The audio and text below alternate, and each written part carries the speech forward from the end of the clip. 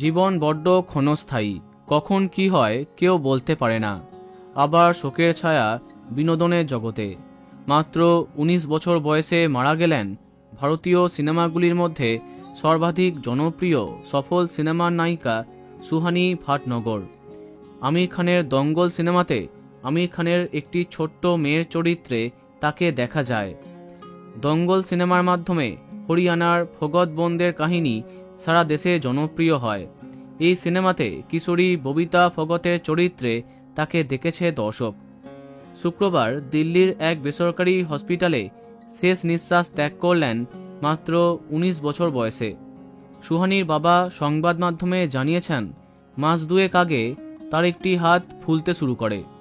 প্রাথমিকভাবে তারা কোনো চিকিৎসকের পরামর্শ নেননি, কিন্তু তারপরে লক্ষ্য করেন সুহানির অন্য হাতও একইভাবে ফুলছে। এরপরে পুরো শরীরটা ফুলে যায়।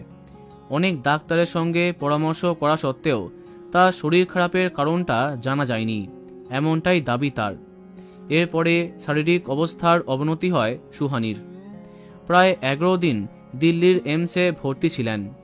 ওখানে পরীক্ষা করে জানা যায় তিনি ডার্মাটোমাইসিস রোগে আক্রান্ত। তার অকাল প্রয়াণে গভীরভাবে শোকাহত আমির খান সহ দঙ্গলের পুরো টিম। বন্ধুরা, ভিডিওটি এইটুকুই। বাংলা বিনোদনের অন্যান্য অনেক ভিডিও পেতে সাবস্ক্রাইব করো কারেন্ট পজ। ধন্যবাদ।